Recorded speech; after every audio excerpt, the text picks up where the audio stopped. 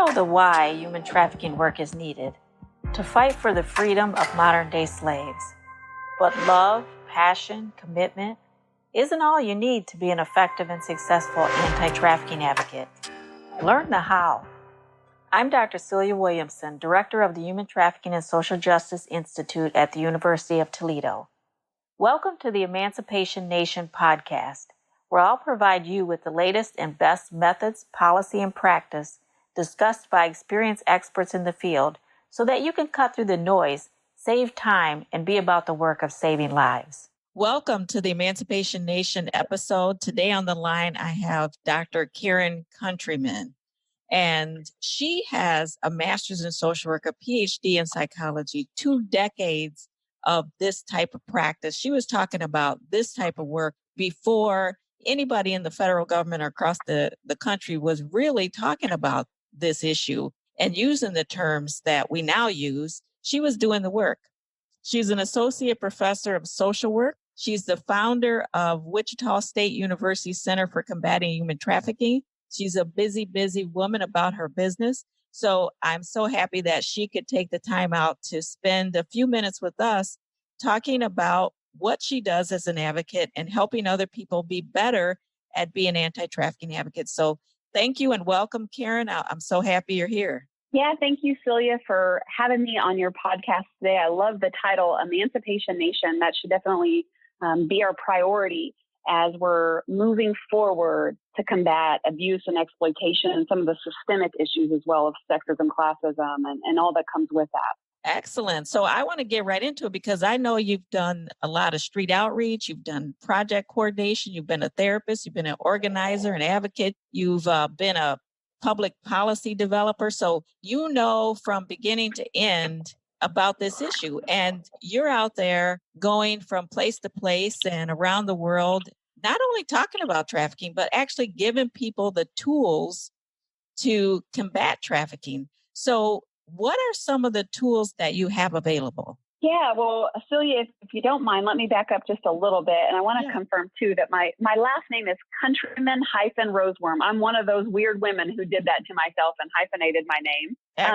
And so if people are looking me up, they might not be able to find anything if they just include just Countryman. So it's Countryman-Roswurm. And I, based on my own lived experiences, is overcoming the streets as well as systems, I began to work in street outreach programs and serving and walking alongside sex and labor trafficking survivors, as well as those who were runaway and homeless. And from there, started the Center for Combating Human Trafficking at Wichita State. And I was definitely, when I started the center, using my own lived experiences, my professional direct practice experiences, as well as my academic and research training to really think about how can we build the capacity of not only our own city and state to do good anti-trafficking work, but also the country. And so we really utilized a model that I've spent my life working on, the Lotus anti-trafficking model, to serve as really the framework and the foundation for everything we do at the Center for Combating Human Trafficking. And just to clarify, at the center, we have 6 methods to accomplishing our mission. We have direct services as the number 1. And in our direct services, we have a Lotus model prevention for prosperity programs we have one curriculum that's aimed at elementary age young people. And we developed that curriculum very specifically from a request from our school district because they had numerous kids that were trafficked out of the 4th and 5th grade. And then we also have a separate curriculum for middle school age and then high school age. And then in addition to our prevention services, we have our Pathway to Prosperity services. And that is for individuals who have survived and overcome both labor and sex trafficking. That's really our flagship program where we really get to use all of the Lotus model tools to help walk alongside somebody into becoming who they were created to be. We match them with mentors and supports and a community of other survivors and survivor leader overcomers, as well as just multidisciplinary professionals.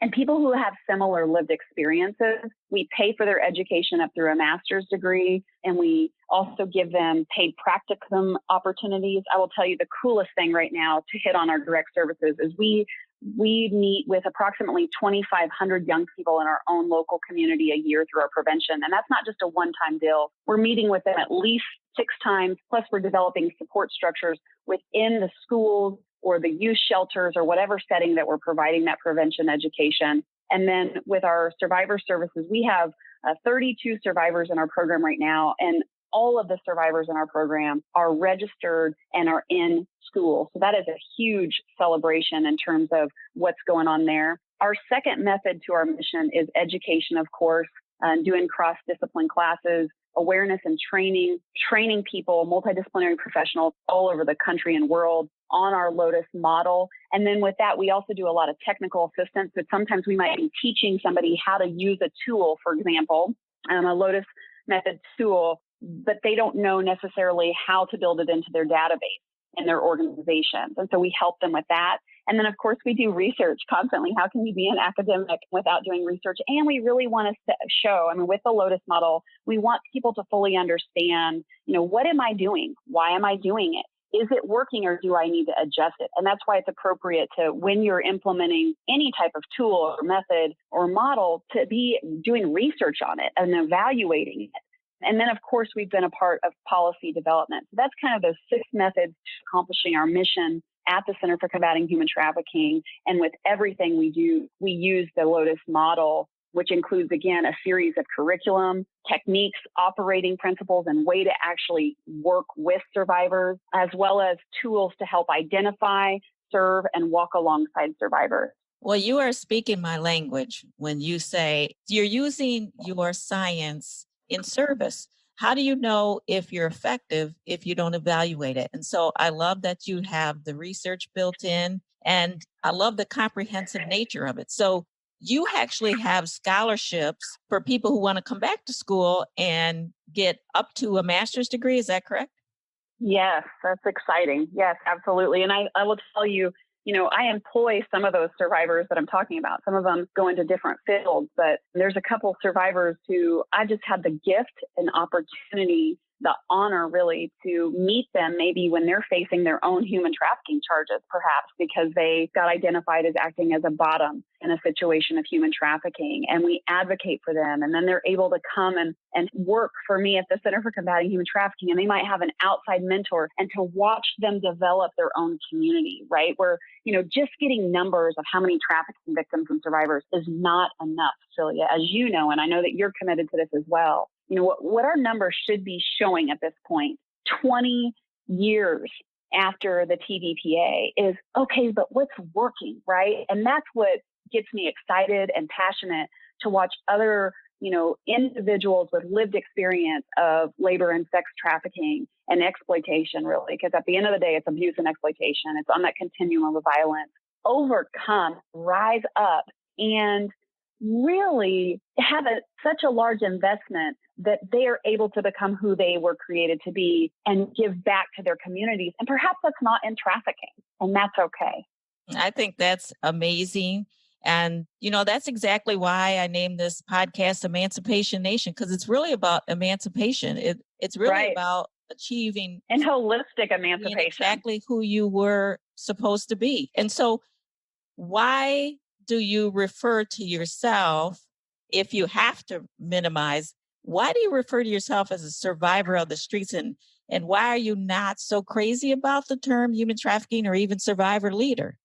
Yeah, again, I feel like human trafficking is a result of really more systemic adaptive issues. And I think, some of my story and my situation, being raised by a single mom and coming home one day when I'm 13 to find that she had committed suicide. And in a moment, my life changed where I was reliant and really dependent on my community and the systems of justice or social service to step up. But those systems are traumatized. Those systems and our communities are demoralized. And thus they did not adequately support me. And it was because of that then I had the other experiences on the streets. And so I think to just say somebody is a survivor leader, thus of trafficking, minimizes that really the trafficking was a result of some much deeper, larger, adaptive systemic issues. And in the trafficking movement, I think what is disheartening oftentimes is that we're talking about trafficking, but we're not addressing the deeper issue that caused the trafficking to exist in the first place. And so again, that's so much of what we're trying to do at the center, and which is also why we've created these tools and instruments and curriculum and operating principles to help people be so much more intentional about their work so that they can actually say, see, this really makes a difference.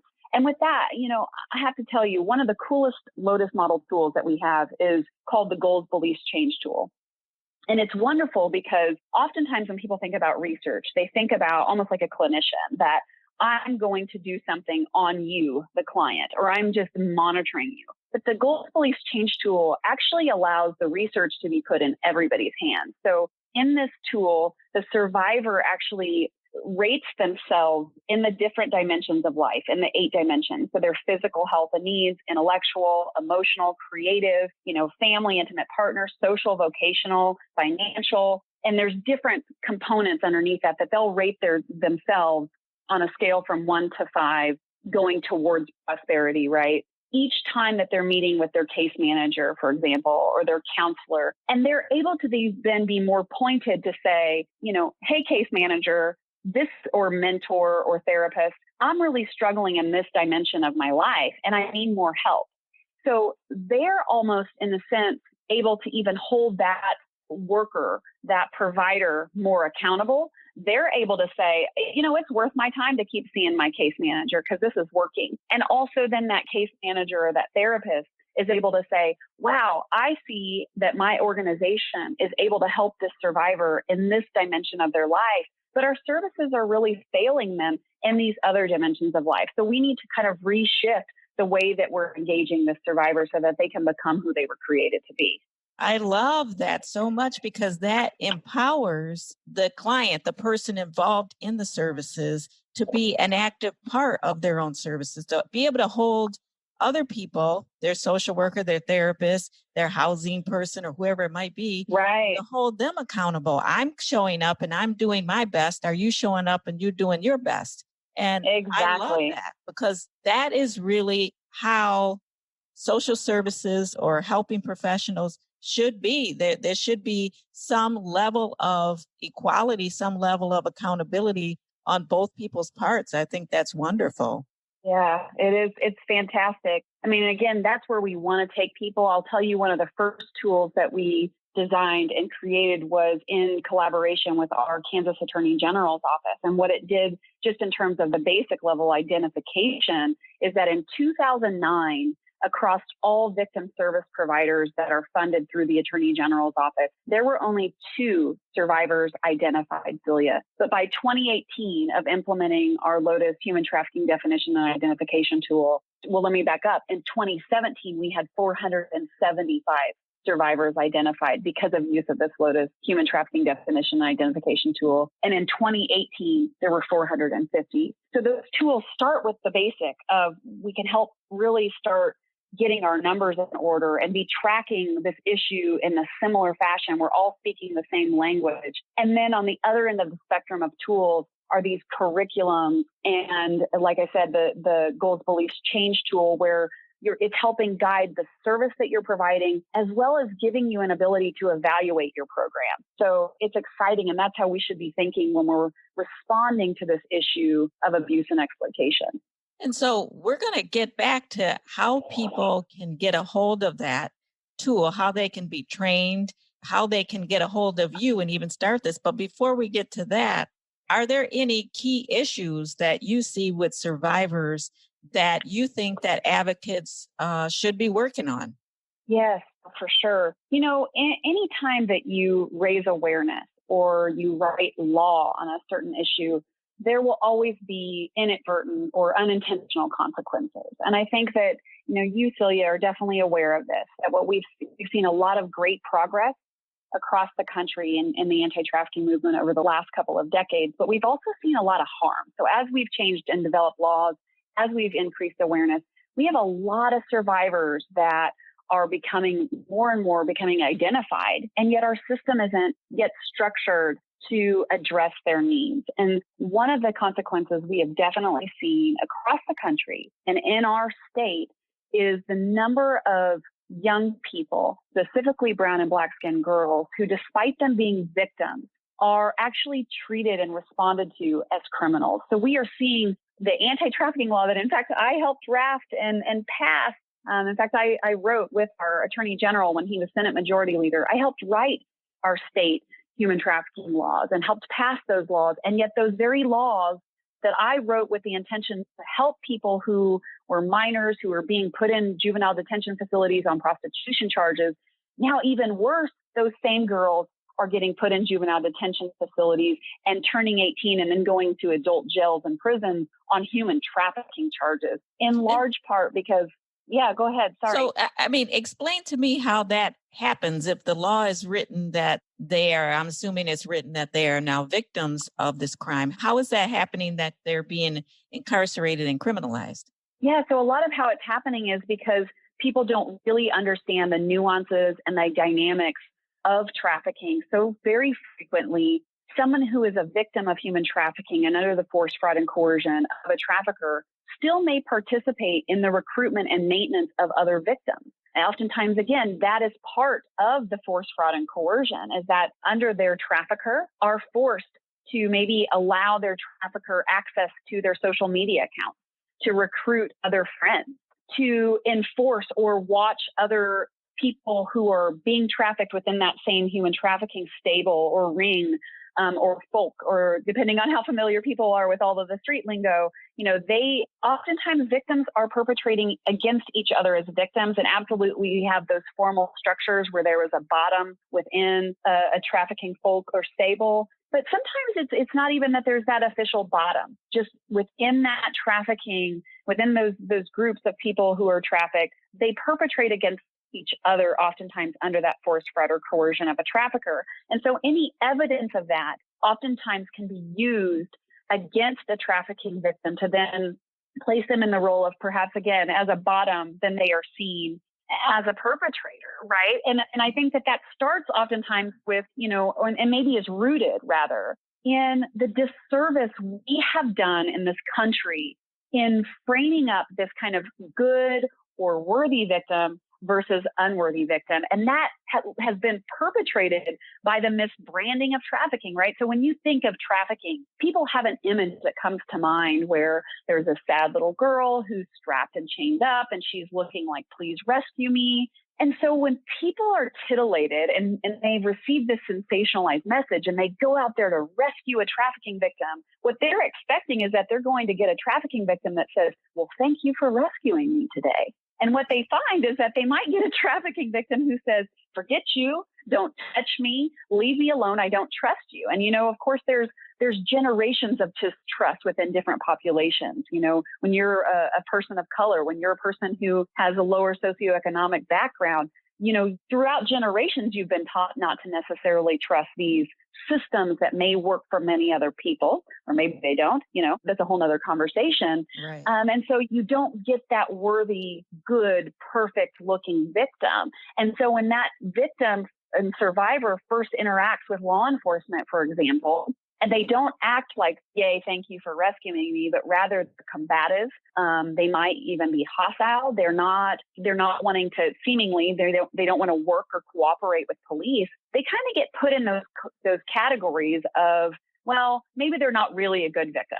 Maybe they actually wanted to be trafficked. And now we're actually going to dig up findings on this person that perhaps they helped act like a bottom. Perhaps they helped recruit, right? And so, one of the pluses and minuses, I think, of even these multidisciplinary teams or collaborative networks professionally within a lot of the advocacy models is that once a police officer has that thought about a survivor and they're working closely also with the social worker, the next thing you know, everybody within that multidisciplinary team sees that survivor that same way. And then that individual who 1 minute would have been a victim is now the perpetrator. Exactly. And they get cast in that category.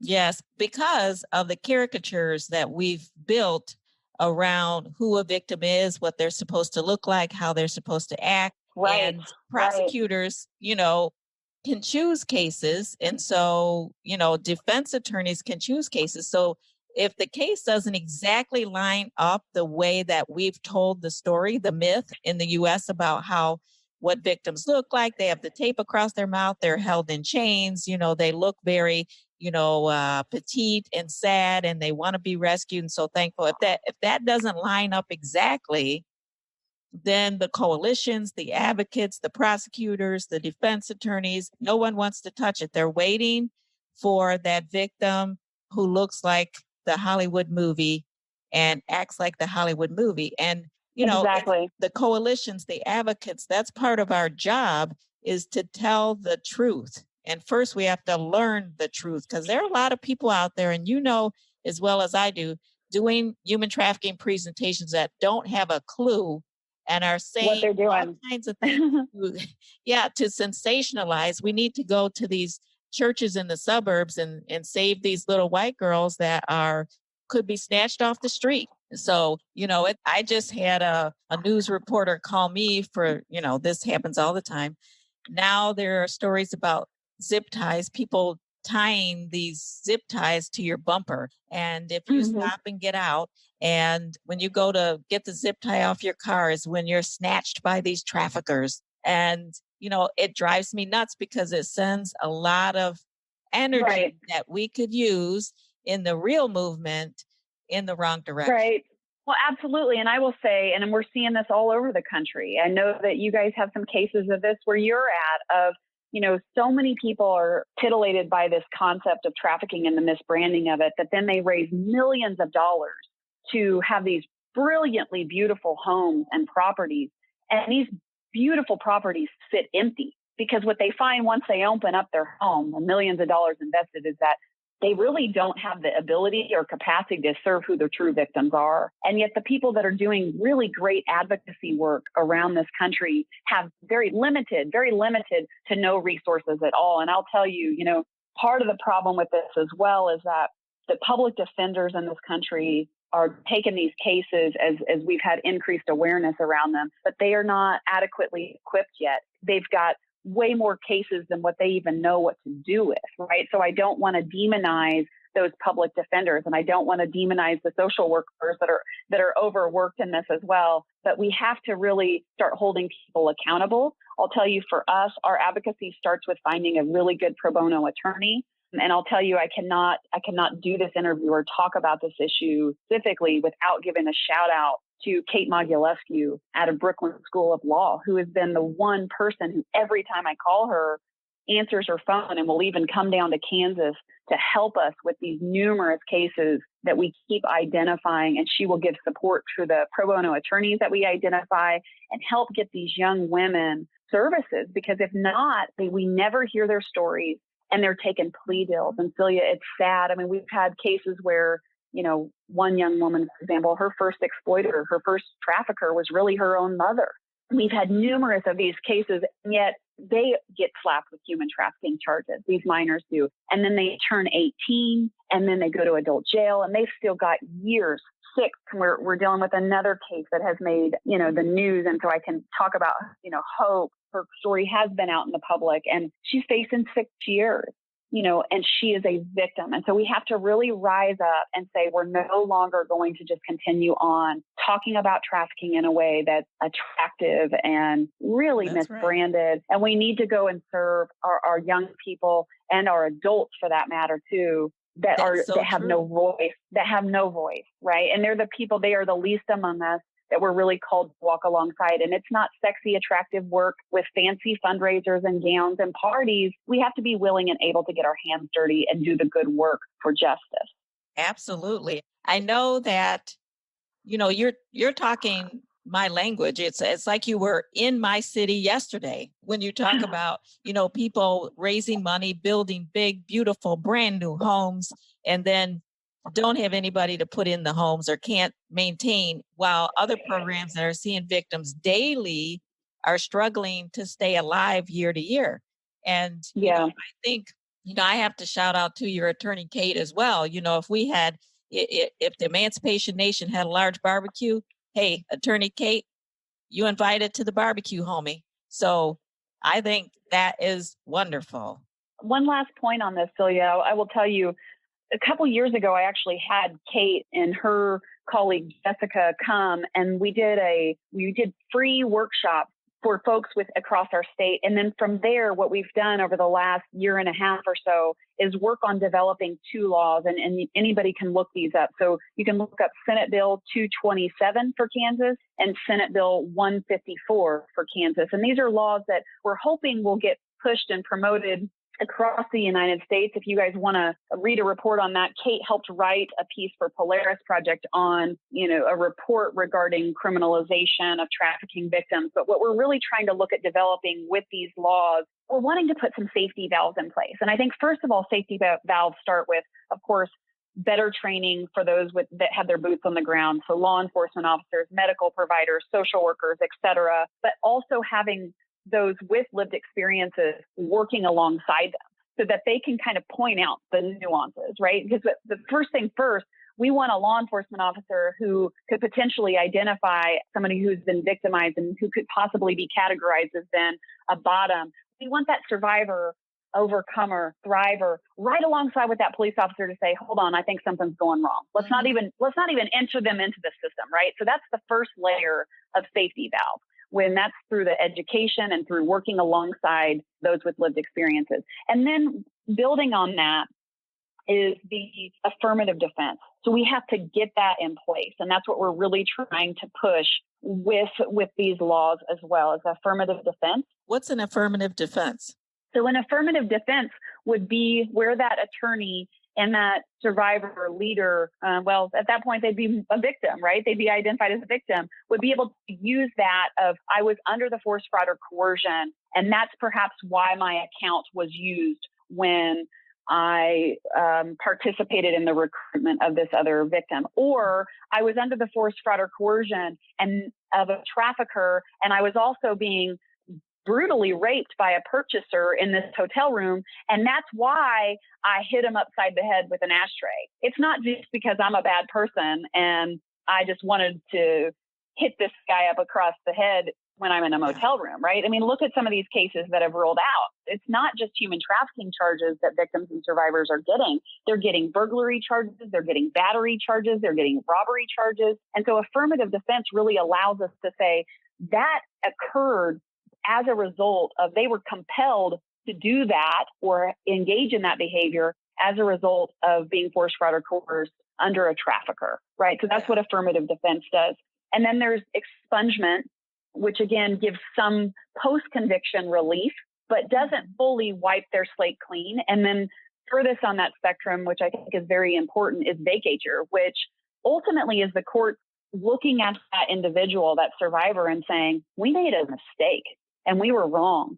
And we are completely clearing your record so that you can have full access to housing and education and be able to go to the conferences with your own kids. Because we're hiring survivors, or we're working with survivors who, as a result of their past human trafficking or prostitution related convictions, they're not able to even get accepted in social work programs, for example, or criminal justice programs to receive an education and make a better life for themselves. They're not able to live in different housing programs. They're not able to even go to their own children's school conferences because they can't be on school property. So these are really important, again, safety valve, legislative changes, as well as post-conviction relief opportunities. And I'm really honored that I was asked to serve on a judicial council study that's going on right now in Kansas to help really look at these laws and how to best apply them moving forward. And I know that some other states are taking this on as well right now. That's excellent. And so if someone is interested in learning more, being trained perhaps on Lotus, or even attending one of your presentations or anything like that, what should they do, and how do they get a hold of you or the center? Sure. Well, we have a website, combating, COMBATING, humantrafficking.org. So combatinghumantrafficking.org, that's a great place to start. And then also, we, of course, have our Facebook, WSU Center for Combating Human Trafficking, Twitter at WSUCCHT. I think we have Instagram and all that, WSUCCHT. So that's a great way to track us. And it's very easy to get a hold of myself and other staff members at the Center for Combating Human Trafficking from our website. And definitely we would love to have you email us or reach out. We also have a conference coming up. This will be our 6th annual National Anti-Trafficking Conference. We always do it in January in light of January Human Trafficking Awareness Month. So to us, like you, Celia, every day is right. Human Trafficking Awareness Day or month, right? And right. it's January 31st of 2020. So again, January 31st of 2020. This year, we're focusing on really the context. So the deeper rooted issues of culture, a culture of exploitation. And that's what we really want to focus on this year. We are signing speaking agreements still, so I can't let out everything, but I will tell you, we have some big names that will be speaking this year at our conference. And again, not just about trafficking, but talking about mechanisms of silence that occur with even the best of systems or structures, right? So if, we're oftentimes thinking about trafficking on the street. And this is what's really hit me over the last year, Celia, is that if we can't even create good, safe structures for women in academia with PhDs, right, who face mechanisms of structures within their own universities, or people who face mechanisms of silence within a Catholic church, or within Fox News, or within the U.S. Olympics, right? How are we ever going to address the mechanisms of silence that those who face poverty and they're homeless and who are sex trafficked or labor trafficked face, and they don't even maybe have legal identification records? So we're talking about the deeper issue of exploitation and context that really it hits everybody. That's what we will be speaking on this year at our conference, again, January 31st, 2020. In addition to that, we have a lot of other resources. Folks can buy a lot of our Lotus anti-trafficking model resources right off of our website. So we have a place where you can purchase t-shirts and some of our Lotus model tip cards and things like that. And then, of course, if anybody wants to be trained deeper on our curriculum, we go into communities all over the country to give deep trainings and help people implement Lotus into their programs and organizations. And they can contact you at the center or on the website to schedule something if they want a training, you or your team. Absolutely. Community? Yes, we will go to them. We frequently travel and provide what we say is training and technical assistance. So we travel all over the country to do that, and oftentimes do anywhere from 2-day contracts up to 1 week and help people implement this model within their programs and organizations. That's amazing. I love that you're asking the deeper questions, taking the deeper dive. And I'm hoping that I'll be able to make it to the conference. It sounds so exciting. So for people that are listening that are just beginner advocates, they don't do all of what you're doing. They dream to do it. What would you say to them? How could they even begin? Where should they start? Oh man, my first knee-jerk reaction is say, when you ask, where do you start? You start close in. You start close in. You have to first recognize yourself as a wounded healer, regardless of what your story or your past is.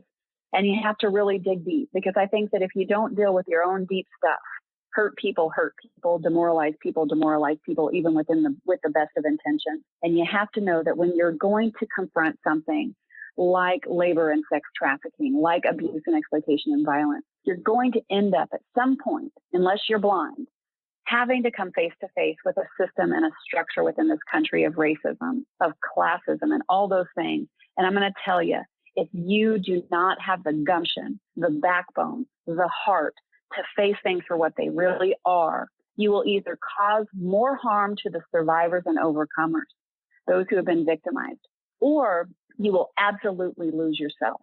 And so I think where you start is to start close in.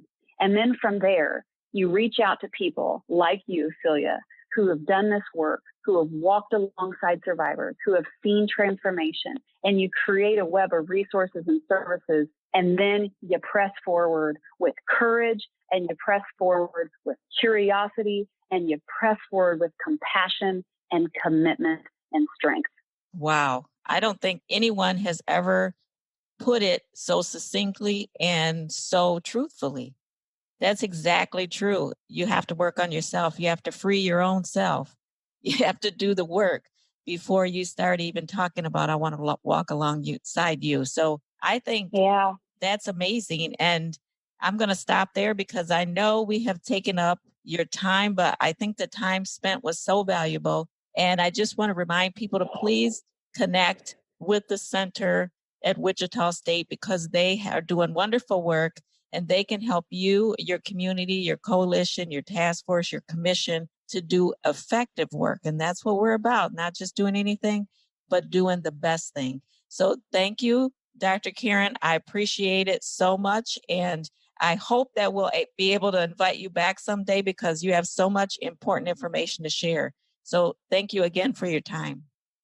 Thank you, Celia, for being a leader and for definitely, your conference was the first one I ever went to, and I was looking at you, and you are definitely a shero to so many people. And you have led the way in great ways. And I honor you, sister, and I respect you, and thank you for all that you do. Thank you. I hope to come to your conference and learn from you. So hopefully we'll see each other there. Sounds good. Thank you, Celia. Thanks. Dr. Karen, Countryman-Roswurm. She's a queen. She wears her crown.